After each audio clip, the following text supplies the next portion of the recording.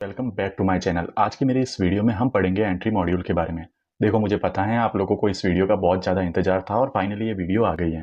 देखो, entry module क्या है, अभी तक हमने जो भी पढ़ा मैं एक बार शॉर्ट में लिख देता हूँ। हमने पढ़ा स्ट्रक्चर मैपिंग, फिर हमने पढ़ा पीओआई, फिर हमने पढ़ा लिक्विडिटी और बायस। अभी तक हमने ये सारी चीज़ें पढ़ी हैं और अब हम समझेंगे कि कैसे हम इन सारी चीज़ों को कंबाइन करके, सारी चीज़ों को मिक्स करके एक एंट्री प्लान कर सकते हैं। हमको एंट्री करते टाइम क्या क्या चीज़ों का ध्यान रखना है, क्या क्या कंफर्मेशन लेनी है, किन चीज़ों को अवॉइड करना है, ये सब कुछ आज हम इस वीडियो में समझने वाले हैं, पढ़ने वाले हैं। लेकिन उससे पहले अगर आप डायरेक्टली इस वीडियो पे आए हो, आपने इनमें से कोई भी वीडियो मिस की है या आपने इनमें से कोई भी वीडियो नहीं देखी है, तो मेरी रिक्वेस्ट है कि पहले जाके इन वीडियोस को जरूर देखना ताकि आपको आज की वीडियो अच्छे से समझ में आए। इन सारी वीडियोस को मैंने एक प्लेलिस्ट में बना के उसका लिंक नीचे डिस्क्रिप्शन में दिया है। साथ ही आपको यहाँ पे आई बटन पे भी इसका लिंक दिख रहा होगा, तो पहले इन वीडियोस को जरूर देखना। अब देखो, एक और चीज, जिन्होंने भी नई नई ट्रेडिंग स्टार्ट की है, जो अभी अभी सीख रहे हैं, मेरे पास बहुत कमेंट भी आते हैं कि भाई हमने सब कुछ सीख लिया है, जल्दी से एंट्री मॉड्यूल बता दो फिर हम ट्रेड लेते हैं। देखो, ऐसा नहीं होता। ट्रेडिंग ईजी है, लेकिन इतनी भी ईजी नहीं है कि आप सारी वीडियोस को एक बार देखो और एंट्री लेना स्टार्ट कर दो। नहीं नहीं, ऐसे नहीं होता है। ठीक है, ट्रेडिंग आपको पैसा कब देगा? जब आपका माइंडसेट, आपकी साइकोलॉजी, आपका रिस्क मैनेजमेंट इंप्रूव होगा। ट्रेडिंग एक ऐसी चीज है जो पहले आपको टेस्ट करेगी कि आप मेंटली कितने स्ट्रांग हो और फिर आपको पैसा देगी। ठीक है, तो अपने पैसा लगाने की, ट्रेड लेने की इतनी जल्दी मत करना। पैसा आप कभी भी बना लोगे, लेकिन पहले जरूरी क्या है, चीजों को समझना और इतना समझना कि आप मार्केट को फील कर सको। जो भी नए लोग हैं उनसे मैं रिक्वेस्ट करता हूं कि डायरेक्टली अपना पैसा मत लगा देना, वरना आप अपना अकाउंट ब्लो ही करोगे। आप सबसे पहले अपना रिस्क मैनेजमेंट, अपनी साइकोलॉजी को इंप्रूव करो। मैं और एडवांस टॉपिक लाऊंगा, उनको भी देखो, और फिर मार्केट को जब आप फील करने लग जाओ, आप समझने लग जाओ, तब अपना पैसा लगाना। इसीलिए मैं हमेशा कहता हूं कि ट्रेडिंग में कंसेप्ट को रटना नहीं है। ट्रेडिंग में क्या करना है, आपको कंसेप्ट को समझना है, उनको फील करना है। खैर, ये सारी बातें मैं साइकोलॉजी वाली वीडियो में फिर कभी करूंगा। अभी हम आते हैं अपने टॉपिक पे, एंट्री मॉड्यूल के बारे में। देखो, जब भी हम एंट्री की बात करते हैं तो हमारे लिए क्या क्या चीजें जरूरी है, सबसे पहले उनके ऊपर आते हैं। तो एंट्री करते टाइम हमें दो टाइम फ्रेम की जरूरत होती है। एंट्री करते टाइम हमें दो टाइम फ्रेम की जरूरत होती है। पहला होता है हायर टाइम फ्रेम, जिसको मैं शॉर्ट में लिख देता हूँ HTF, और दूसरा होता है लोअर टाइम फ्रेम, जिसको मैं शॉर्ट में लिख देता हूँ LTF। मतलब चार्ट को जब भी हम देखते हैं, जब भी हम एंट्री करने वाले होते हैं, तो हमको दो टाइम फ्रेम की जरूरत होती है। पहला होता है हायर टाइम फ्रेम, दूसरा होता है लोअर टाइम फ्रेम। अब ये दो टाइम फ्रेम कौन कौन से लेने हैं आपको, मैं आपको वो भी बताता हूँ।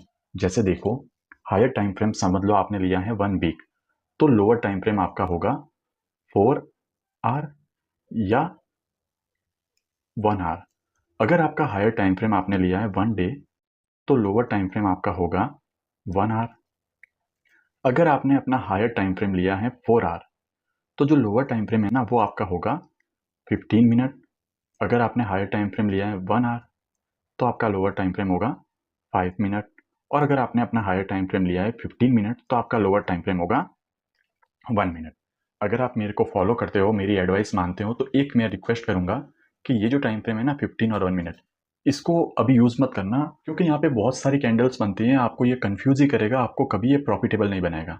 आप इन टाइम फ्रेम को यूज करना, ये आपको बहुत ही अच्छा पैसा देंगे और आपकी साइकोलॉजी भी सही रखेंगे।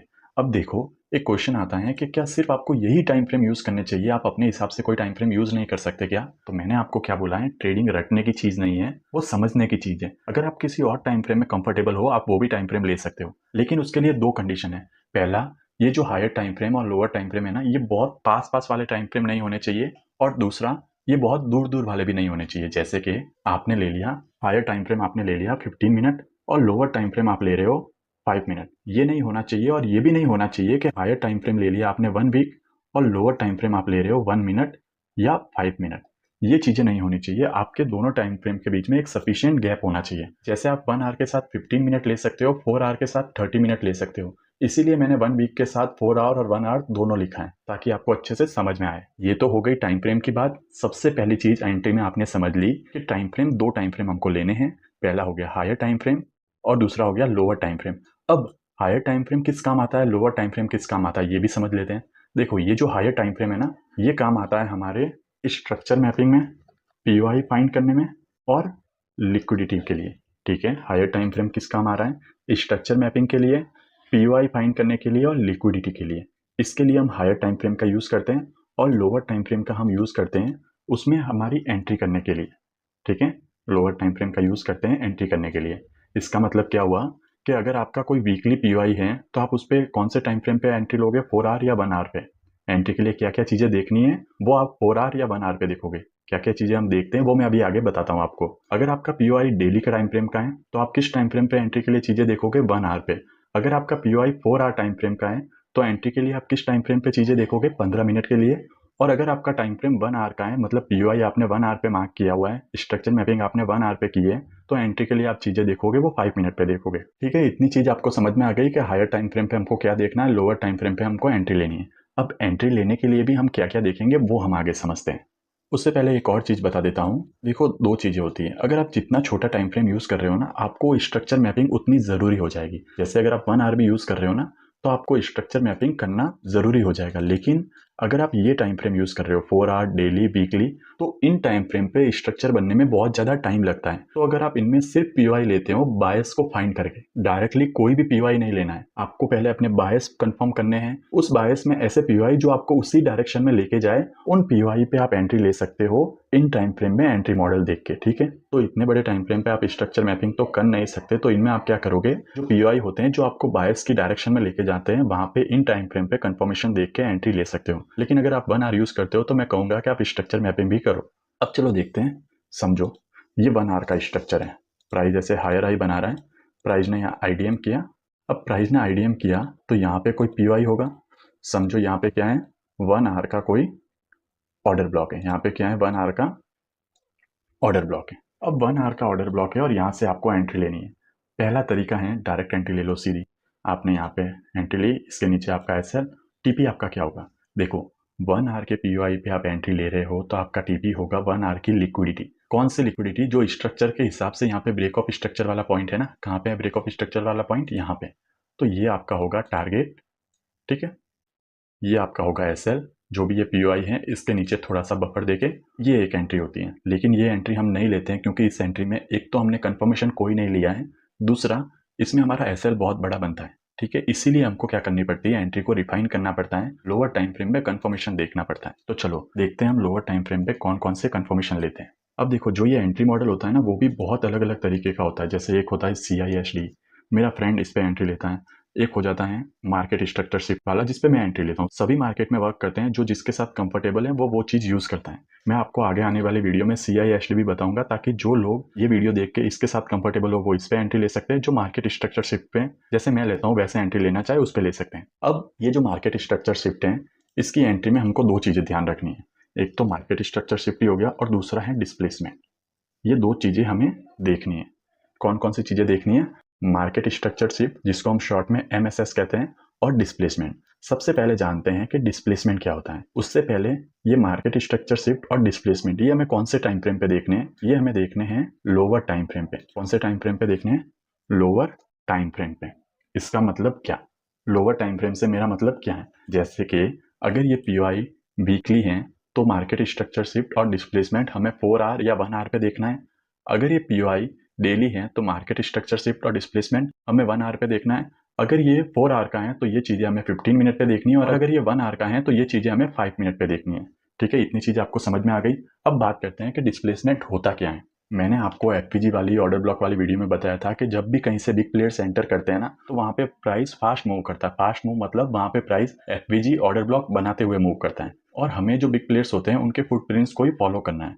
तो अगर देखो ये 1 आवर का पीओआई है, तो इसमें मुझे कैसे पता चलेगा कि बिग प्लेयर्स यहाँ पे एंटर कर रहे हैं, कैसे पता चलेगा, प्राइस जब यहाँ से एफपीजी ऑर्डर ब्लॉक बनाते हुए मूव करेगा। अब ये एफपीजी ऑर्डर ब्लॉक क्या मुझे 1 आवर टाइम फ्रेम पे देखने हैं? नहीं, क्योंकि पीओआई 1 आवर का है तो मुझे ये चीज़ लोअर टाइम फ्रेम पे देखनी है। तो अगर 1 आवर का पीओआई है तो ये चीज़ मैं कौन से टाइम फ्रेम पे देखूंगा, 5 मिनट पे। तो 5 मिनट पे मुझे क्या चाहिए कि प्राइस इधर से जब मूव करे ना, प्राइस इधर से जब मूव करे तो प्राइस यहाँ पे ऐसे एफपीजी ऑर्डर ब्लॉक बनाते हुए मूव करे।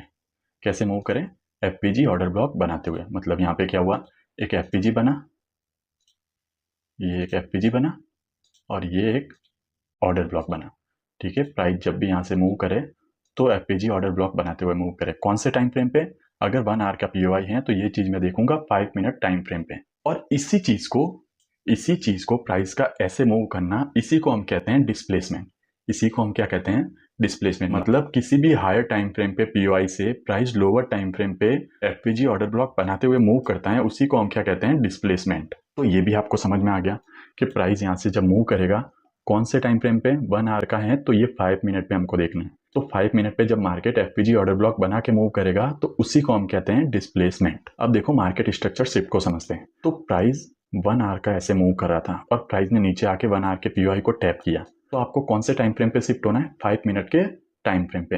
अब 5 मिनट पे आपको स्ट्रक्चर कुछ ऐसा दिखेगा, ये प्राइस ऐसे नीचे आई है ना, तो 5 मिनट पे ऐसे स्विंग बनाते हुए नीचे आ रही होगी, ऐसे 5 मिनट पे ऐसे स्विंग बना के नीचे आ रही होगी। अब एक चीज और समझो, ये जो स्ट्रक्चर है ये लोअर टाइम फ्रेम का स्ट्रक्चर है, मतलब हम 1 आवर के पीओआई पे एंट्री ले रहे हैं। हमने स्ट्रक्चर मैपिंग कौन से टाइम फ्रेम पे की है, 1 आवर पे।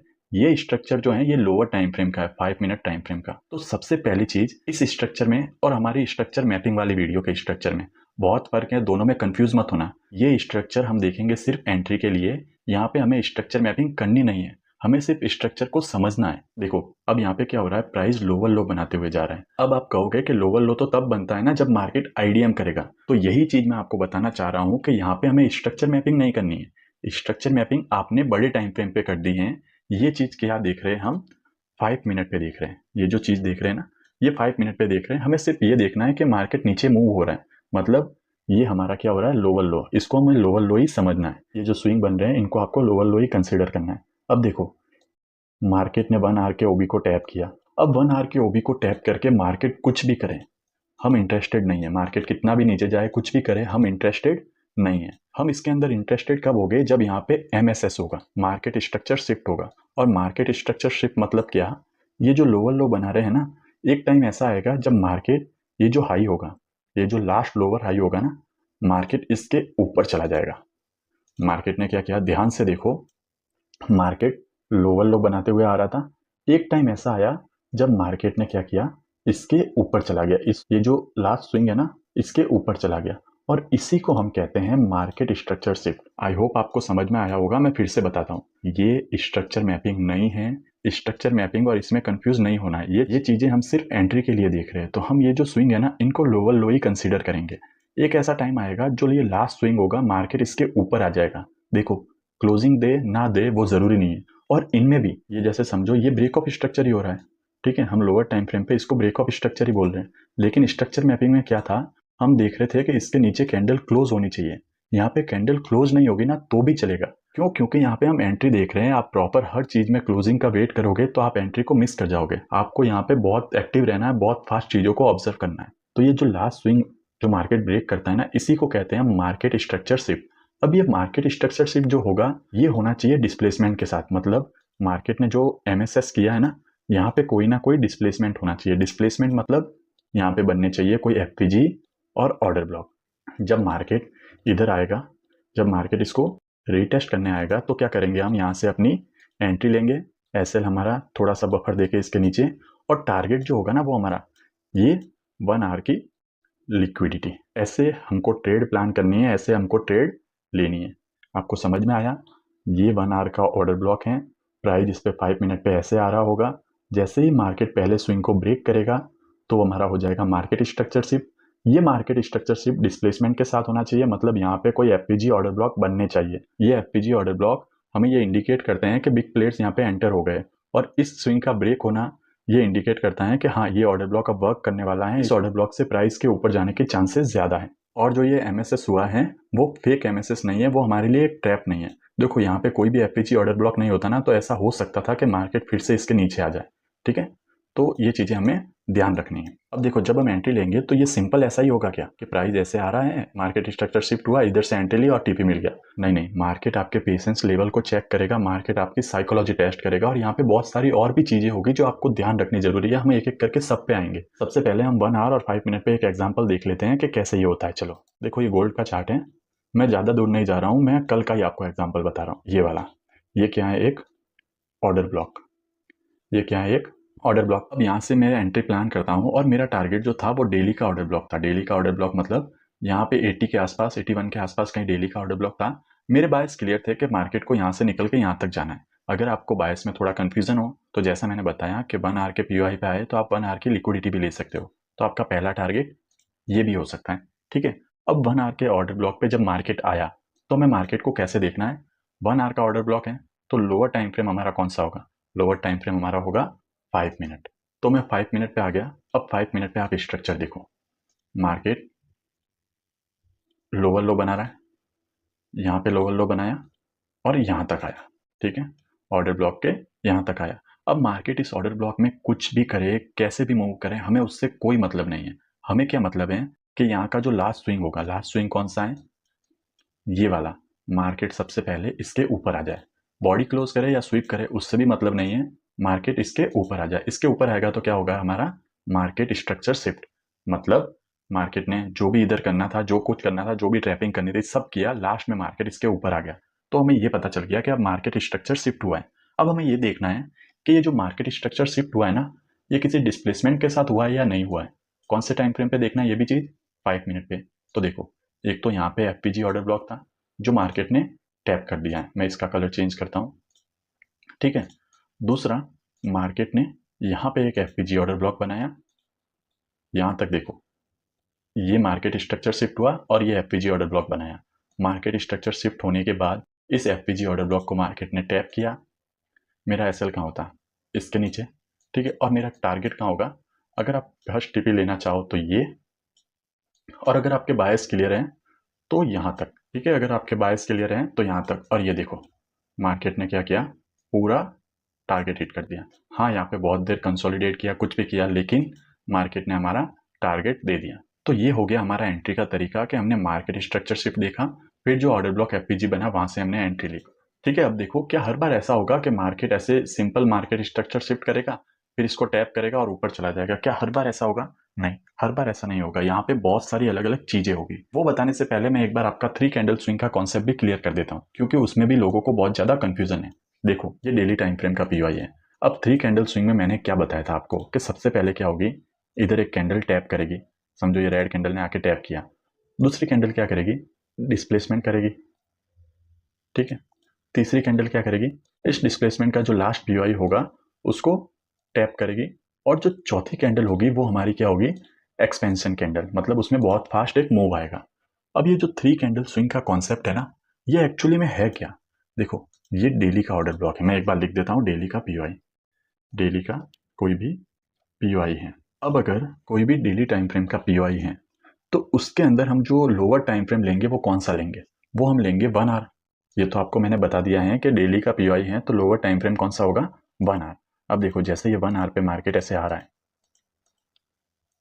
मार्केट ने इसको टैप कर दिया, मतलब ये चीज हो गई, टैपिंग वाली चीज हो गई। दूसरी चीज हम क्या देखते हैं, डिस्प्लेसमेंट। डिस्प्लेसमेंट का मतलब क्या, डिस्प्लेसमेंट का मतलब कि ये जो डेली पीओआई है ना, तो इसमें 1 आवर में क्या हो, मार्केट स्ट्रक्चर शिफ्ट हो। और कैसे हो कि इस लैग में कोई ना कोई एफपीजी ऑर्डर ब्लॉक बने, मतलब डिस्प्लेसमेंट के साथ यहाँ पे मार्केट स्ट्रक्चर शिफ्ट हो। अब देखो, जैसे यहाँ पे 2 कैंडल लगी, लेकिन जरूरी नहीं है, हमें नंबर ऑफ कैंडल पे फोकस नहीं करना है, हमें इस कॉन्सेप्ट पे फोकस करना है कि क्या होना चाहिए, मार्केट में टैपिंग होनी चाहिए, फिर मार्केट स्ट्रक्चर शिफ्ट होना चाहिए और डिस्प्लेसमेंट के साथ होना चाहिए। फिर क्या होना चाहिए, यहाँ पे जो भी एफपीजी ऑर्डर ब्लॉक बने उसको टैप करें, मतलब 3 कैंडल का काम हो गया। फिर नेक्स्ट कैंडल जो होगी वो एक्सपेंशन करेगी। अब ये पूरा प्रोसेस, ये पूरा कंसेप्ट इंपॉर्टेंट है, नंबर ऑफ कैंडल नहीं। चाहे ये 10 कैंडल में हो, चाहे 2 कैंडल में हो, डेली टाइम फ्रेम पे नंबर ऑफ कैंडल नहीं देखेंगे, हम इस लोअर टाइम फ्रेम पे इस प्रोसेस को देखेंगे, और यही होता है हमारा 3 कैंडल स्विंग। इसीलिए मैं कहता हूं कि इसको रटना नहीं है, इस प्रोसेस को समझना है कि मार्केट ने टैप किया, डिस्प्लेसमेंट किया, मार्केट स्ट्रक्चर शिफ्ट किया, और क्या किया, लास्ट पीओआई को टैप करके ऊपर चला गया। तो इस प्रोसेस को समझना है। तो ये होता है हमारा 3 कैंडल स्विंग, ठीक है। ये जो एंट्री प्रोसेस है ना, वही है हमारा 3 कैंडल स्विंग। चाहे ये 2 कैंडल में ही हो जाए, इस कैंडल ने इसको टैप किया और ऐसे ऊपर जाके क्लोजिंग दे दे, मतलब टैप भी कर दिया, डिस्प्लेसमेंट भी कर दिया। नेक्स्ट कैंडल क्या करें, इसका जो लास्ट पीओआई है उसको टैप करें और ऐसे ऊपर भाग जाए फटाफट, ठीक है। लास्ट पीओआई को टैप करें और ऐसे ऊपर भाग जाए, तो मतलब सेकंड कैंडल ने क्या किया, रिटेस्ट भी कर दिया और एक्सपेंशन भी दे दिया। तो नंबर ऑफ कैंडल इंपॉर्टेंट नहीं है, प्रोसेस इंपॉर्टेंट है। अब और कंडीशन देखते हैं। देखो, हर बार मार्केट में इतना सिंपल, इतना आसान नहीं होगा, आपको बहुत सी चीजें और देखनी पड़ेगी। क्या क्या देखनी पड़ेगी, और चीजें समझते हैं। देखो, कभी कभी क्या होगा, अब मैं एक एग्जांपल 4 आवर का देता हूँ। समझ लो 4 आवर का ये पीओआई है, सेलिंग का एग्जांपल दे देता हूँ। 4 आवर का ये पीओआई है। अगर 4 आवर का पीओआई है तो हम ये कौन से टाइम फ्रेम पे देखेंगे एंट्री के लिए, 15 मिनट। 15 मिनट पे मार्केट ऐसे ऊपर आ रहा है, ठीक है। अब ऊपर आके मार्केट कुछ भी करे, यहाँ पे साइडवेज हो गया, कुछ भी करे, कैसे भी मूव करा, लेकिन अभी तक किसी भी स्विंग को ब्रेक नहीं किया है। एट द एंड मार्केट क्या करे, एक स्विंग को ब्रेक करे, मतलब मार्केट स्ट्रक्चर शिफ्ट हो गया, फिर इसका जो पीओआई था उसको भी टैप कर दिया, फिर यहाँ पे और कंसोलिडेट कर रहा है।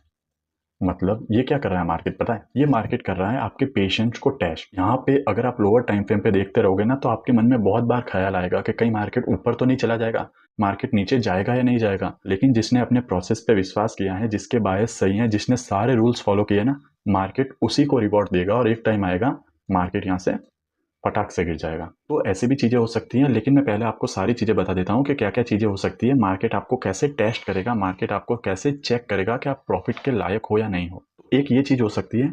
दूसरी ये हो सकती है कि जैसे कोई भी पीओआई है, मार्केट ऐसे आ रहा है, ठीक है, और यहाँ से मार्केट सीधा यहाँ आ गया। मतलब अब जो मार्केट स्ट्रक्चर शिफ्ट का जो पॉइंट है ना, वो इतना दूर है, मार्केट स्ट्रक्चर शिफ्ट इतना दूर है। तो अब आप क्या करोगे, वेट करोगे कि मार्केट इतना नीचे आए, फिर मार्केट इतना ऊपर जाए, फिर मार्केट ऐसे मूव करे?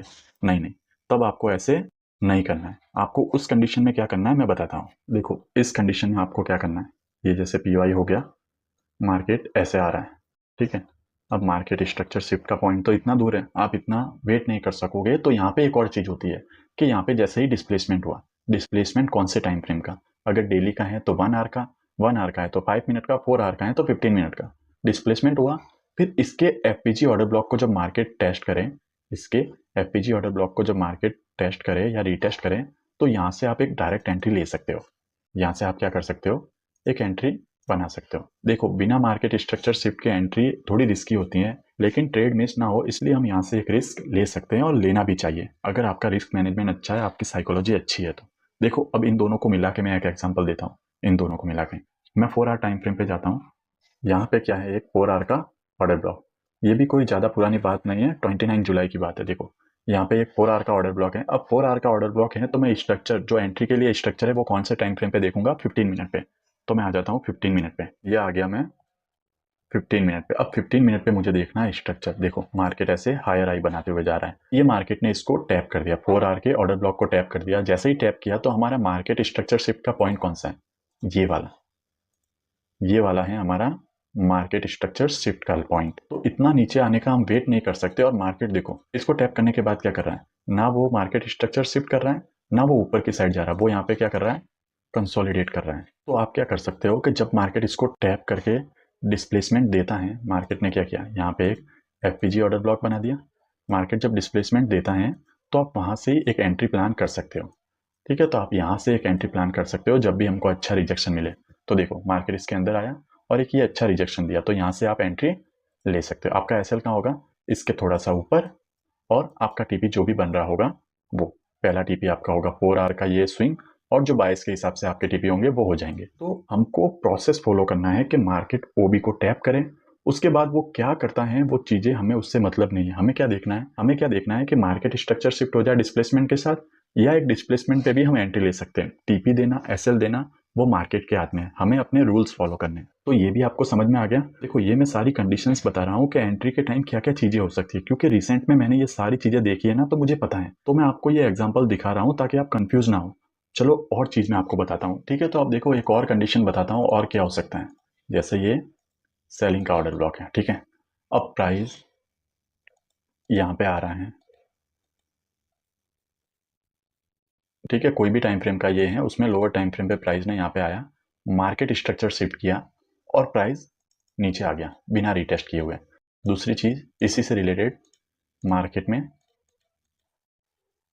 मार्केट स्ट्रक्चर शिफ्ट का पॉइंट बहुत दूर है, मार्केट ने यहाँ पे डिस्प्लेसमेंट दिया, इसको टैप किए बिना ही मार्केट क्या किया, नीचे आ गया। अब ऐसा क्यों हो सकता है, सोचो, मार्केट में इतना फास्ट मूवमेंट क्यों आ सकता है, सोचो। मैंने आपको बताया हुआ है, ये आ सकता है इस रीजन की वजह से कि यहाँ पे क्या हो, लो रेजिस्टेंस लिक्विडिटी।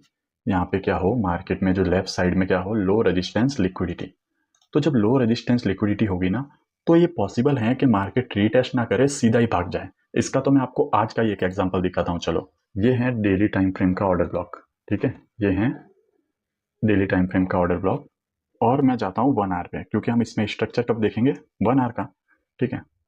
अब मैंने अपने टेलीग्राम पे ये शेयर किया था कि डेली के ऑर्डर ब्लॉक पे हैं, मार्केट क्या करेगा, यहाँ से ऐसे मार्केट स्ट्रक्चर शिफ्ट करेगा, लास्ट पीवाई को टैप करेगा और नीचे गिरेगा। ये मैंने टेलीग्राम पे शेयर किया था एक बायस और बहुत से लोग मुझे पता है इसमें एंट्री नहीं कर पाए होंगे और करनी भी नहीं चाहिए। अगर आप बिगिनर हो तो इस ट्रेड में आपको एंट्री करनी भी नहीं थी, लेकिन मैंने यहाँ पे एंट्री की थी। क्या देख के की थी, क्या चीज़ें मैंने देखी थी, ये मैं आपको बताता हूँ। देखो मैंने क्या देखा था, मार्केट ने क्या किया है, डेली के ऑर्डर ब्लॉक को टैप किया है। अब डेली के ऑर्डर ब्लॉक को टैप किया है तो मैं लोअर टाइम फ्रेम पे डिस्प्लेसमेंट, मार्केट स्ट्रक्चर शिफ्ट कौन से टाइम फ्रेम पे देखूंगा, 1 आवर टाइम फ्रेम पे। तो ये है हमारा 1 आवर का टाइम फ्रेम। अब 1 आवर के टाइम फ्रेम पे मार्केट ने क्या किया, देखो डेली के ऑर्डर ब्लॉक को टैप किया और नीचे आया, लेकिन क्या कोई एफपीजी ऑर्डर ब्लॉक बनाया, नहीं बनाया। फिर ऊपर गया और इस बार और नीचे आया और यहाँ पे क्या बनाया, एक एफपीजी ऑर्डर ब्लॉक। यहाँ पे क्या बनाया, एक एफपीजी ऑर्डर ब्लॉक। अब देखो सबसे पहले क्या होना चाहिए, डिस्प्लेसमेंट तो हो गया, दूसरा होना चाहिए हमारा मार्केट स्ट्रक्चर शिफ्ट। अब मार्केट स्ट्रक्चर शिफ्ट मैंने आपको समझाया है, तो आप मुझे बताओ इसके अंदर मार्केट स्ट्रक्चर शिफ्ट कौन सा पॉइंट होगा। मैं ऑप्शन देता हूँ आपको। पहला हो गया ये, इसको मैं नाम दे देता हूँ, इसको मैं नाम दे देता हूँ 1। दूसरा हो गया ये, इसको मैं नाम दे देता हूँ 2। तीसरा हो गया ये, इसको मैं नाम दे देता हूँ 3। ठीक है, ये 3 मैंने पॉइंट बताए। आप मुझे बताओ इसमें से मार्केट स्ट्रक्चर शिफ्ट कौन सा होगा। ठीक है, अब देखो मेरा एंट्री करने का रीज़न क्या था। यहाँ पे जैसे ही डिस्प्लेसमेंट हुआ मैंने क्या देखा, यहाँ पे क्या है, पूरी लो रेजिस्टेंस लिक्विडिटी। कहाँ तक लो रेजिस्टेंस लिक्विडिटी है, यहाँ तक। और मार्केट स्ट्रक्चर शिफ्ट कौन सा है मुझे कमेंट में बता देना, 1 है, 2 या 3 है। देखना चाहता हूँ मैं आप लोगों को कितना समझ में आया। ठीक है, तो यहाँ पे क्या है, पूरी लो रेजिस्टेंस लिक्विडिटी। अब मुझे इतना पता था कि मार्केट अगर इधर से निकलेगा तो यहाँ तक तो आएगा ही आएगा, और ये ऑलमोस्ट 150 पिप्स है। तो मैं इन 150 पिप्स को मिस नहीं करना चाहता था, इसलिए मैंने क्या किया था, डायरेक्ट यहाँ पे ही एंट्री ले ली थी। ठीक है, क्यों ली थी, क्योंकि मुझे अपने बायस पे भरोसा था, मुझे यकीन था कि ये लो रेजिस्टेंस लिक्विडिटी है, मार्केट यहाँ से फास्ट मूव करेगा। आपको अभी ऐसे डायरेक्ट एंट्री नहीं लेनी है, लेकिन मैं आपको बता रहा हूँ कि मुझे विश्वास था, मुझे अपने डायरेक्शन पे भरोसा था और मैं ये एसएल ले सकता था। डायरेक्ट एंट्री में सबसे बड़ी प्रॉब्लम एसएल की होती है, पर मैं ये एसएल ले सकता था, इसलिए मैंने ये एंट्री ली। आप लोगों की मिस हो गई होगी, जो भी मेरे टेलीग्राम पे ऐड है ना, मुझे पता है आप लोगों की एंट्री मिस हो गई होगी और यहाँ पे एंट्री करनी भी नहीं थी। तो बस मैं आपको ये समझाना चाहता हूँ कि कभी कभी क्या होता है, मार्केट रीटेस्ट नहीं करता। क्यों नहीं करता, क्योंकि उसके लेफ्ट साइड में अगर हम यहाँ पे एंट्री ले रहे हैं ना, तो हमें लेफ्ट साइड में समझना होता है कि लेफ्ट साइड में मार्केट ने क्या किया है। लेफ्ट साइड में अगर लो रेजिस्टेंस लिक्विडिटी है तो हमारे माइंड में ये होना चाहिए कि शायद मार्केट रीटेस्ट ना करे। तो कभी कभी आपके साथ ऐसा भी होगा। देखो हमने क्या क्या समझा है। एक आइडियल एंट्री मैंने आपको बता दी कि मार्केट पीओआई पे आए, मार्केट स्ट्रक्चर शिफ्ट करे डिस्प्लेसमेंट के साथ, उसके ऑर्डर ब्लॉक एफपीजी को टैप करे और मूव करे। फिर कभी कभी क्या होगा, मार्केट वहां पे बहुत ज़्यादा कंसोलिडेट करेगा। कभी कभी क्या होगा, मार्केट में जो मार्केट स्ट्रक्चर शिफ्ट का पॉइंट है वो बहुत दूर होगा, तो हम डिस्प्लेसमेंट पे भी एंट्री ले सकते हैं। कभी कभी मार्केट रीटेस्ट भी नहीं करेगा। क्यों नहीं करेगा, क्योंकि लेफ्ट साइड में पूरी लो रेजिस्टेंस लिक्विडिटी होगी। ठीक है, इतनी चीज़ें मैंने आपको बता दी। और क्या चीज़ हो सकती है, हाँ चलो देखो, कोई अगर ये चाहता है कि भाई मुझे इसके अंदर सेफ एंट्री चाहिए, मुझे इसके अंदर और सेफ एंट्री चाहिए, क्योंकि कभी कभी आपके साथ ऐसा भी होगा। देखो मार्केट सिर्फ जो प्राइस एक्शन फॉलो करते हैं उनको ही ट्रैप नहीं करता, वो एसएमसी आईसीटी वालों को भी ट्रैप करता है। तो आप उस ट्रैप से कैसे बच सकते हो, सेफ एंट्री से। लेकिन ट्रैप होता क्या है, देखो समझो ये 1 आवर का पीओआई है, 5 मिनट में प्राइस जैसे इधर आ रहा है। ठीक है, यहाँ पे मार्केट स्ट्रक्चर शिफ्ट भी हुआ, मार्केट ने लास्ट एफपीजी ऑर्डर ब्लॉक को टैप किया, फिर यहाँ पे ऐसे घूम रहा है और ब्रेक कर दिया।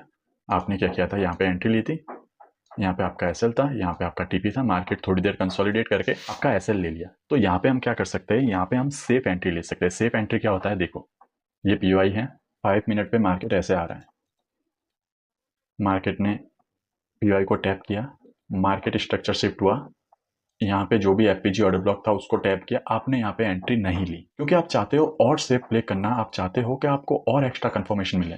तो आप एंट्री कहाँ पे लोगे, मार्केट के यहाँ पे एंट्री नहीं लोगे, अब आप एंट्री लोगे ब्रेक ऑफ स्ट्रक्चर पे। ब्रेक ऑफ स्ट्रक्चर कौन सा होगा, जो ये हाई बनेगा ना, ये होगा हमारा ब्रेक ऑफ स्ट्रक्चर। तो जब मार्केट इसके ऊपर क्लोज करेगा तब आप यहाँ से एंट्री लोगे डायरेक्ट, या फिर रिटेस्ट पे आपका ऐसे होगा यहाँ पे, और जो भी आपका टीपी होना होगा वो आपका टीपी हो जाएगा। चलो इसका भी एक एग्जांपल दे देता हूँ, यहाँ पे ही बता देता हूँ, यहाँ पे ही हुआ था। मैं ज़्यादा पुराने एग्जांपल आपको देना ही नहीं चाहता, मैं आज या कल के एग्जांपल ही आपको देना चाहता हूँ। ये देखो कल का ही चार्ट है, ये ऑर्डर ब्लॉक है, इस पे प्राइस आया, 1 आवर का ऑर्डर ब्लॉक है, तो मैं कौन से टाइम फ्रेम पे गया, 5 मिनट पे। ये 5 मिनट पे आ गए और मैंने आपको बताया था कि यहाँ पे हुआ था हमारा मार्केट स्ट्रक्चर शिफ्ट।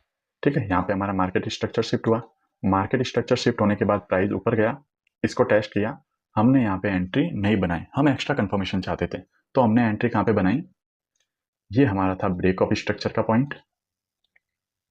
ठीक है, या तो इसके ब्रेक होने पे या फिर यहाँ पे एफपीजी ऑर्डर ब्लॉक बना दिया तो इसके रिटेस्ट पे हमने एंट्री बनाई, एसएल हमने यहाँ रखा और टारगेट जो हमारे टारगेट थे वो हमारे टारगेट। तो ये होती है एक सेफ एंट्री। ठीक है, तो ये हो गई हमारी सेफ एंट्री। अब मैंने जितनी भी एंट्री बताई ना, सारी मैंने एंट्री कैसे ली है, सारी मैंने एंट्री ली है पीओआई से।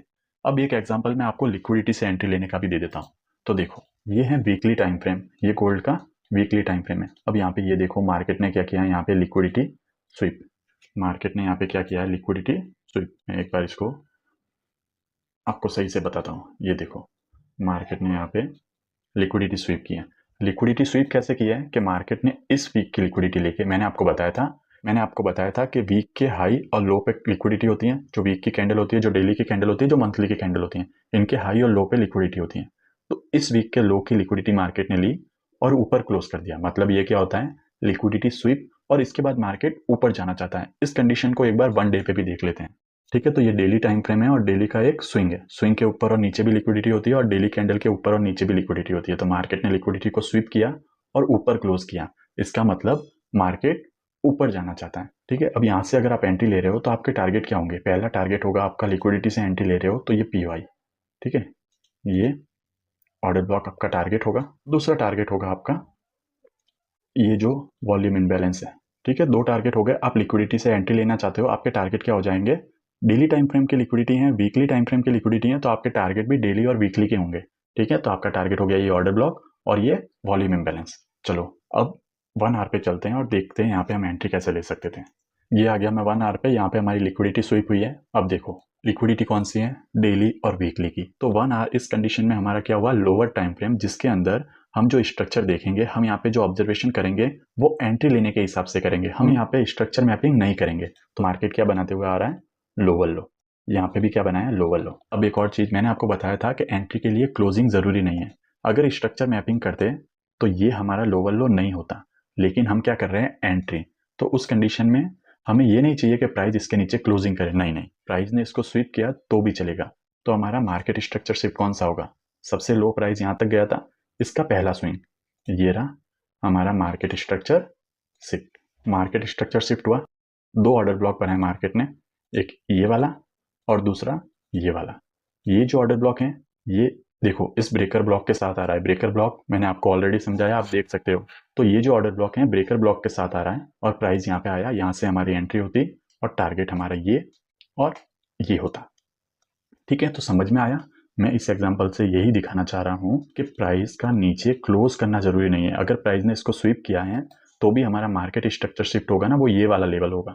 ये भी चीज मैंने आपको क्लियर कर दी। अब एक और चीज, जब भी हम बहुत बड़े टाइम फ्रेम को देख रहे हैं, ठीक है, जैसे हम डेली के पीओआई को देख रहे हैं, ये समझो हमारा डेली का पीओआई है, तो हम लोअर टाइम फ्रेम का स्ट्रक्चर कौन सा देखेंगे, 1 आवर का। 1 आवर पे मार्केट ऐसे आ रहा है, मार्केट स्ट्रक्चर शिफ्ट हुआ और यहाँ पे जो पीओआई है वहां पे मार्केट आया। जैसे ये जो एफपीजी ऑर्डर ब्लॉक होगा, यहाँ पे मार्केट आया। अब यहाँ पे हम क्या कर सकते हैं, हम डायरेक्ट 1 आवर पे एंट्री नहीं लेंगे। हम क्या करेंगे, इसके अंदर 5 मिनट का स्ट्रक्चर देखेंगे। 5 मिनट में मार्केट ऐसे आ रहा होगा, यहाँ पे मार्केट स्ट्रक्चर शिफ्ट होगा, इसका लास्ट पीओआई होगा, यहाँ पे हम एंट्री लेंगे। अब टीपी हमारा क्या होगा, देखो एंट्री हम ले रहे हैं डेली के ऑर्डर ब्लॉक से, तो टीपी होगा डेली की लिक्विडिटी। लेकिन हमने क्या किया, रिफाइन एंट्री को भी हमने और रिफाइन किया, क्योंकि 1 आवर पे एसएल बहुत बड़ा होता है। तो यहाँ पे हमने एक्स्ट्रा कंफर्मेशन ली, हमने 5 मिनट का स्ट्रक्चर देखा। तो यहाँ पे हमारे 3 टाइम फ्रेम यूज हो रहे हैं। मतलब आपने पीओआई लिया डेली का, फिर आपने उसमें मार्केट स्ट्रक्चर शिफ्ट और डिस्प्लेसमेंट देखा 1 आवर का। लेकिन जब मार्केट 1 आवर के लास्ट पीओआई पे आता है, तब आपने क्या किया, 5 मिनट में फिर से मार्केट स्ट्रक्चर शिफ्ट और डिस्प्लेसमेंट देखा। ठीक है, तो ये चीज आपको करनी है। आई होप आपको ये चीज समझ में आई होगी। मैं फिर से बताता हूँ। जैसे देखो ये 1 डे की लिक्विडिटी थी, मार्केट ने क्या किया, 1 डे की लिक्विडिटी को लिया। अब मैं यहाँ पे जो एंट्री के लिए स्ट्रक्चर देखूंगा वो देखूंगा 1 आवर का। ठीक है, ये हो गया, ये हम आ गए 1 आवर पे। अब 1 आवर पे जब मार्केट यहाँ पे आएगा ना, तो यहाँ पे हम क्या करेंगे, 5 मिनट में फिर से कंफर्मेशन देखेंगे, फिर एंट्री लेंगे। तो हमें ऐसा करना है, हम चाहते हैं कि हमारा एसएल छोटा हो और हमारे टीपी बड़े हो, इसलिए हम क्या करते हैं, एक्स्ट्रा कंफर्मेशन लेते हैं। तो मेरे हिसाब से जितने भी एंट्री के तरीके थे मैं आपको सारे बता चुका हूँ कि क्या क्या चीजें होती है, और सारी चीजें मैंने आपको आज या कल के एग्जाम्पल देके ही बताई है। मैं बहुत पुरानी बातें नहीं कर रहा हूँ, जो आज कल में हुआ है वही मैंने आपको एग्जाम्पल दिए हैं, वही मैंने आपको चीजें बताई है। और एक और बात, लोग कहते हैं कि ये चीजें किन किन में वर्क करेगी। देखो जो भी चार्ट है ना, सब एक जैसा ही वर्क करता है, बस आपको समझना ज़रूरी है। मैं सेम कंसेप्ट को यूज़ करता हूँ हर एक चार्ट में। अगर मैं करेंसी पेयर में ट्रेड ले रहा हूँ, मेरा तरीका यही होता है। अगर मैं बिटकॉइन पे ट्रेड ले रहा हूँ, मेरा तरीका यही होता है। मैं अपने तरीके को, मैं अपने रूल्स को कभी भी चेंज नहीं करता। मैं एंट्री ऐसे ही लेता हूँ क्योंकि मैंने इस एक चीज़ के ऊपर मास्टरी की है और मेरी सबसे ज़्यादा मास्टरी है बायस के ऊपर। मैं बायस के बेस पे ही ट्रेड लेता हूँ। मैंने अपने बायस को बहुत स्ट्रॉन्ग किया हुआ है और मुझे पता है ये बायस मुझे कितना प्रॉफिट देते हैं। ठीक है, तो मैंने आपको बता दिया कि आप एंट्री कैसे ले सकते हो, क्या-क्या चीज़ें आप देख सकते हो। मार्केट बहुत ज़्यादा कंसोलिडेट करता है तो भी आपको क्या करना है, आप सेफ एंट्री कैसे प्लान कर सकते हो। मार्केट स्ट्रक्चर शिफ्ट अगर बहुत दूर हो तो आप डिस्प्लेसमेंट के साथ कैसे एंट्री ले सकते हो। जहाँ पे लो रेजिस्टेंस लिक्विडिटी हो वहाँ पे आप कैसे एंट्री कर सकते हो। आप 3 टाइम फ्रेम का यूज़ करके कैसे एंट्री कर सकते हो और कौन-कौन से टाइम फ्रेम आपको देखने हैं। ये सारी चीज़ें मैंने आपको बता दी और 3 कैंडल स्विंग भी मैंने आपका क्लियर कर दिया। आई होप अब आपको 3 कैंडल स्विंग में कोई भी डाउट नहीं होगा। और आगे आने वाली वीडियो पे हम एडवांस टॉपिक पढ़ेंगे। CISD से कैसे एंट्री करते हैं मैं वो भी आपको बताऊंगा। बहुत सारी चीज़ें आगे आएगी। फिलहाल हमने जो भी पढ़ा है उस पे हम एंट्री कैसे ले सकते हैं, क्या-क्या प्रॉब्लम्स हमारे सामने आएगी, मैंने आपको सब बता दिया है। ठीक है, तो आई होप मैंने आपको एंट्री मॉड्यूल अच्छे से समझाया है। आपको ये सारी चीज़ें अच्छे से समझ आ गई होगी।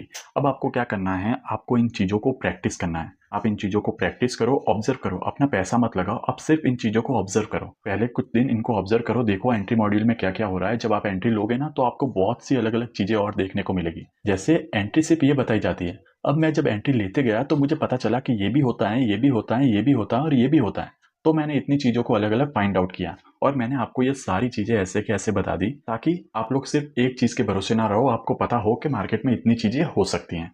तो आई होप मैंने आपको अच्छे से समझाया है, आपको अच्छे से समझ भी आया है। तो इस वीडियो को मैं यहाँ पे क्लोज करता हूँ। आप जाओ इसको प्रैक्टिस करो और वीडियो अगर आपको अच्छा लगा हो, आपको इससे कोई इन्फॉर्मेशन मिली हो, कुछ सीखने को मिला हो तो वीडियो को लाइक करना, शेयर करना अपने दोस्तों के साथ और मेरे चैनल को सब्सक्राइब भी कर देना।